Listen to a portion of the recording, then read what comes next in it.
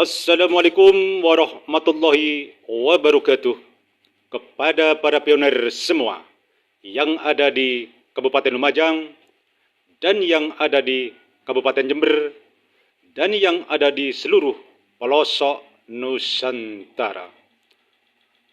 Kini Info Pi Network akan berbagi info tentang perkembangan Pi Network saat ini. Dan ini ada kabar dari core team, yaitu penjelasan dari tim inti, Dr. Ching Daufan, waktu menghadiri acara token 2049 di Singapura. Ini penjelasan beliau. Sebelum saya lanjutkan, tolong dukung channel saya dengan subscribe, share, like, dan komen. Oke, terima kasih.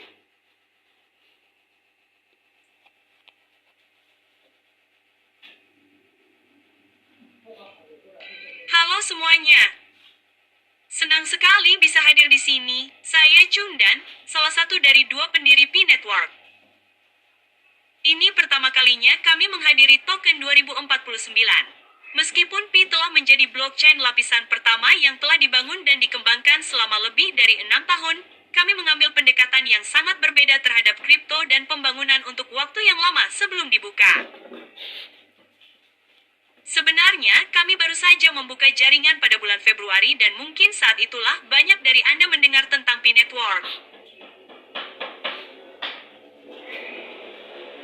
Hari ini, saya akan berbicara tentang sesuatu yang mendasar dan kemudian membahasnya lebih dalam, berbagi pemikiran pribadi saya tentang masa depan kripto, dan menganalisis tren industri terkini dan tantangannya. Apa yang harus kita fokuskan selanjutnya, dan apa yang telah dilakukan Pi dalam hal itu. Untuk membicarakan masa depan kripto, kita harus membicarakan masa depan dunia, dan dengan terobosan AI, sungguh sulit untuk membantah bahwa masa depan kita tidak akan digerakkan oleh AI. Namun, sementara kemajuan AI ini membawa berita yang menggembirakan, hal itu juga menimbulkan kekhawatiran di masyarakat kita, tidak hanya di Web 3, tetapi juga yang sering dibahas. Misalnya, peran tenaga kerja manusia. Jadi, ketika AI begitu hebat dalam memproduksi begitu banyak, tenaga kerja manusia menjadi kurang relevan dalam proses produksi. Namun, tenaga kerja manusia telah digunakan sebagai metrik untuk mendistribusikan kekayaan masyarakat kepada mayoritas orang di masyarakat selama berabad-abad sejak industrialisasi. Jika tenaga kerja menjadi tidak relevan, apa yang akan menjadi metrik yang digunakan masyarakat untuk mendistribusikan kekayaan masyarakat kita? Selain itu, AI mungkin akan menciptakan kekayaan dalam jumlah yang belum pernah terjadi sebelumnya. Bagaimana kekayaan dalam jumlah besar ini dapat didistribusikan dengan cara yang adil dan mudah diakses untuk memastikan kesejahteraan manusia? Ini adalah pertanyaan yang menjadi perhatian kita semua dan ini adalah pertanyaan yang perlu segera dipecahkan oleh generasi kita. Dan disitulah menurut saya blockchain berperan. Bagi saya, persimpangan antara dua teknologi AI dan blockchain melampaui topik umum tentang komputasi terdesentralisasi atau data terdesentralisasi. Ini juga merupakan pertanyaan dan masalah penting yang harus dipecahkan juga. Namun bagi saya, utilitas utama blockchain adalah sistem distribusi dan redistribusi sosial. Jumlah produksi AI dan nilai yang diciptakan yang belum pernah terjadi sebelumnya akan bergantung pada cara distribusi yang dapat diskalakan, diakses, dan diaudit oleh blockchain. Di sisi lain, mari kita analisis tren kripto terkini. Kita telah melihat DeFi yang berkembang pesat. Kita telah melihat begitu banyak inovasi dalam infrastruktur dan desain DeFi.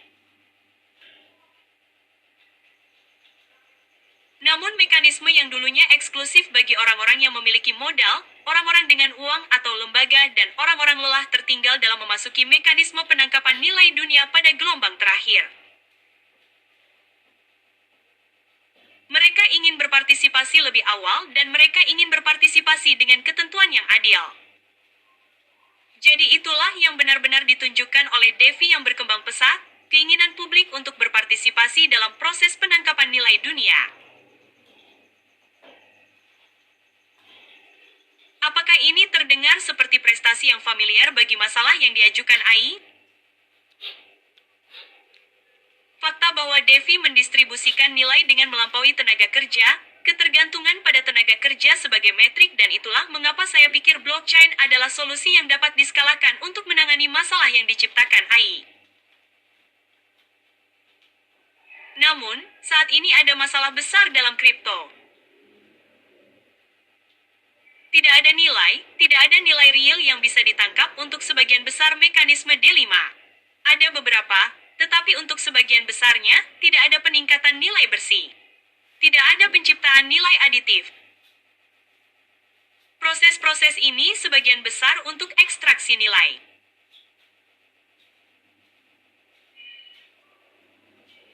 Dan ekstraksi nilai berarti mengalokasikan kembali kumpulan kekayaan yang sama di kumpulan tangan ini ke kumpulan tangan lain dalam sistem tertutup dari kertas putih ke net dari GIM mini ke meme.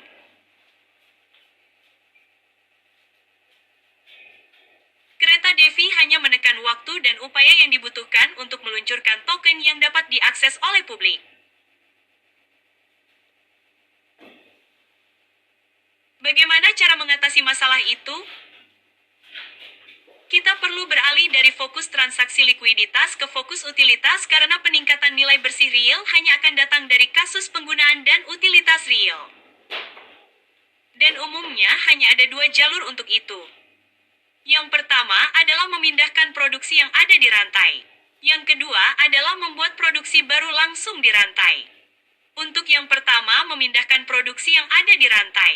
Ini adalah sesuatu yang sebenarnya sedang dikerjakan oleh banyak rekan kripto. Tokenisasi aset yang berbeda. Aset robot nilai dunia nyata yang bergerak di rantai. Koin stabil menangkap proses pembayaran dalam proses produksi lama. Untuk jalur ini, apa yang telah dilakukan Pi adalah memecahkan masalah pertama yang dialami aset dunia nyata yang bergerak di sepanjang rantai, yaitu KYC dan verifikasi identitas. Untuk aset dunia nyata yang benar-benar bergerak di sepanjang rantai, masalah pertama yang perlu dipecahkan adalah kepemilikan. Siapa yang memiliki apa dan siapa yang mentransfer apa ke yang lain? Dan kami benar-benar mengembangkan solusi KYC asli yang mencakup hampir semua geolokasi dan cukup skalabel untuk memiliki KYC dan memverifikasi identitas 15 juta pengguna dari total 16 juta pengguna kami yang terlibat. Jadi, blockchain Pi di mainnet ini hanya memiliki orang-orang KYC. Dan ini membuatnya siap untuk layanan Web 3 atau layanan terkait keuangan apapun untuk diintegrasikan di atas Pi. Namun, hari ini saya ingin lebih fokus pada jalur kedua yang menciptakan produksi baru di sepanjang rantai. Alasannya adalah karena produksi yang ada yang bergerak di sepanjang rantai memiliki banyak tantangan, termasuk, Anda tahu, ketergantungan yang tinggi pada perubahan regulasi lingkungan eksternal, petahana dalam ekonomi tradisional yang mengadopsi teknologi Web 3, belum lagi produksi yang ada, jika sudah ada, mekanisme penangkapan nilai sudah terjadi di luar rantai, bukan melalui cara D5. Itulah sebabnya saya ingin mendorong dan berfokus pada produksi baru secara langsung di rantai, dan untuk itu, Pi telah melakukan banyak hal. Saya akan memilih dua hal untuk diperkenalkan. Pertama, Pi telah menciptakan komunitas Pi, telah menciptakan jaringan sosial besar dengan lebih dari 60 juta pengguna yang terlibat. Ini bukan unduhan atau pendaftaran. Mereka adalah pengguna yang terlibat. Jika kita melihat unduhan, sebenarnya ada beberapa ratus juta dari kedua toko aplikasi kami. Mengapa kami membuat jaringan sosial seperti itu? Jaringan sosial ini memiliki banyak tujuan untuk pembuatan produksi baru yang nyata dan utilitas yang nyata. Jika Anda adalah orang yang benar-benar ahli dalam produk, Anda memahami kebutuhan pengguna. Anda perlu memiliki pengguna nyata untuk menguji dan memberi Anda umpan balik. Saat Anda membangun suatu produk, Anda memerlukan iterasi pengguna untuk memberitahu Anda apakah produk Anda benar-benar memecahkan masalah kebutuhan manusia. Dan itulah lingkungan yang kami coba ciptakan untuk Pi. Sehingga kami menciptakan lingkungan yang sesuai untuk memunculkan potensi produk nyata yang ada di Anda tahu, terlepas dari semua kehebohan.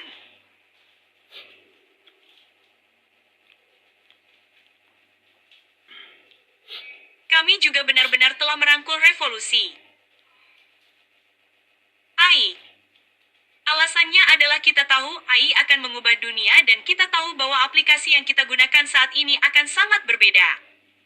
Kumpulan aplikasi baru akan menggantikan yang sekarang karena AI. Aplikasi tersebut dibuat atau didukung oleh AI. Karena kita tahu bahwa akan ada kumpulan aplikasi AI baru yang dibuat, mengapa kita tidak membuatnya dibuat secara on-chain? Menurut saya, ada rentang waktu historis yang sangat singkat di mana terobosan infrastruktur AI saat ini memungkinkan untuk memiliki aplikasi AI. Pada saat yang sama, lapisan aplikasi AI masih dalam tahap awal yang memberi kita peluang untuk membuat aplikasi AI tersebut langsung di chain. Jika kita melewatkan rentang waktu ini, industri AI dan dunia akan terus membuat aplikasi mereka sendiri di luar chain. Kita harus melakukan pekerjaan meyakinkan yang sama pada tahap pertama, meyakinkan mereka untuk melanjutkan di chain dan menciptakan jaringan sosial yang besar. Adalah sumber daya yang dibuat secara kolektif oleh komunitas Pi, dan ini adalah sumber daya yang dibutuhkan dunia karena setiap produk, baik itu AI atau non-AI, Web 2 atau Web 3, semuanya menginginkan perhatian dan pengguna. Jadi kami ingin mengundang aplikasi AI untuk dibangun di atas Pi. Sehingga lapisan aplikasi AI ini sebenarnya dimulai dari hari pertama. Dan itu juga memungkinkan tindak lanjut D5 dari semua infrastruktur canggih D5 ini yang benar-benar mampu menangkap nilai produksi baru yang ada. Hal kedua yang dilakukan Pi untuk inisiatif AI adalah kami baru-baru ini merilis studio aplikasi.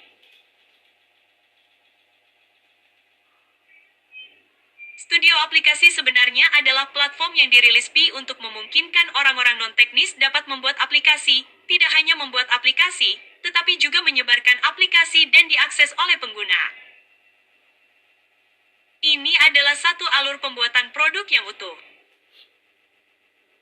Jadi berbeda dari platform pengkodean VIP pada umumnya yang masih bergantung pada orang yang memiliki pemahaman teknis untuk mengikuti instruksi untuk menyebarkan ke server.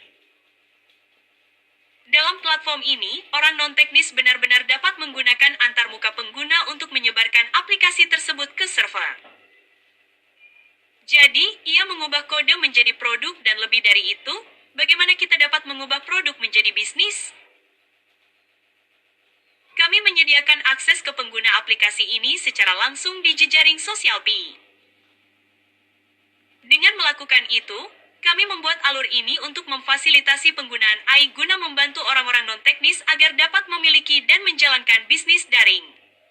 Dan sekali lagi, itu adalah model lain yang berbeda dari tenaga kerja untuk upah pada umumnya. Itu juga model lainnya. Manusia masa depan dapat mengandalkan AI untuk menghasilkan nilai dan nilai yang diperoleh dari produksi AI berada di tangan manusia, bukan bekerja untuk mendapatkan upah.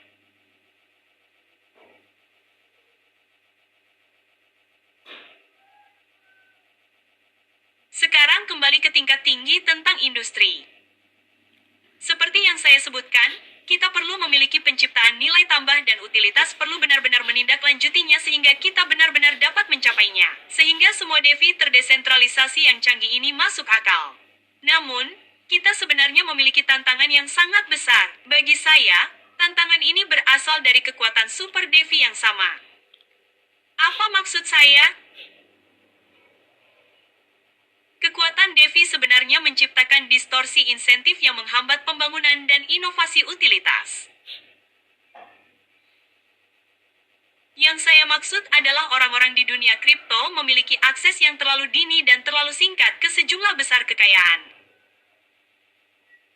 Dan ketika Anda diberi kesempatan sebagai pembangun, apakah Anda merilis meme untuk mengumpulkan banyak token untuk mengumpulkan banyak uang dibandingkan melakukan kerja keras? Melakukan pengembangan produk yang sangat kompleks, mungkin atau mungkin tidak benar-benar dapat mengumpulkan dana dan memasarkan produk Anda dan juga berhasil.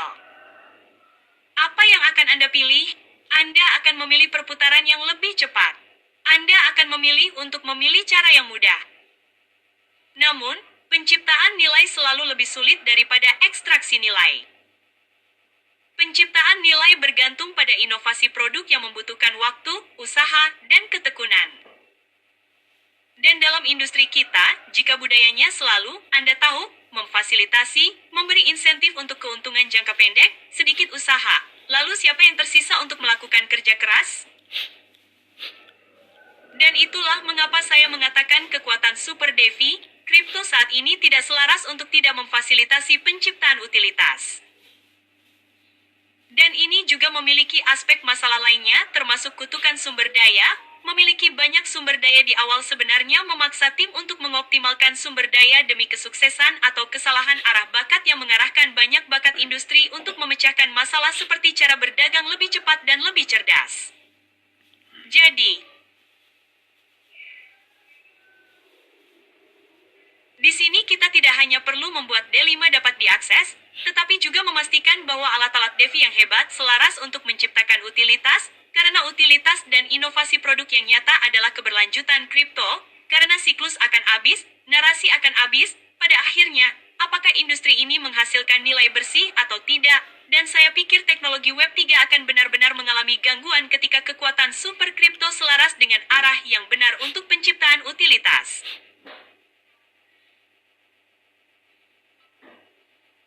Jadi, kami di sini, kami sedang membangun, dan kami mendesak rekan-rekan industri juga bergabung untuk memikirkan utilitas guna memberi insentif pada pembangunan utilitas sehingga kami dapat membuat industri kami hebat.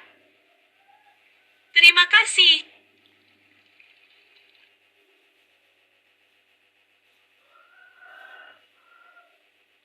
Itulah penjelasan beliau dari sang pendiri P-Network, yaitu Dr. Ching Dao Fan. Semoga penjelasan ini menjadi pencerahan kepada para pendengar semua. Tetap klik tanda petirnya menambang, jaga perasa sandi Anda, sehingga kita bisa menikmati sampai di Open Mainnet Global dengan harga GCV. Salam semangat, salam petir, jeder, jeder, jeder. Wassalamualaikum warahmatullahi wabarakatuh.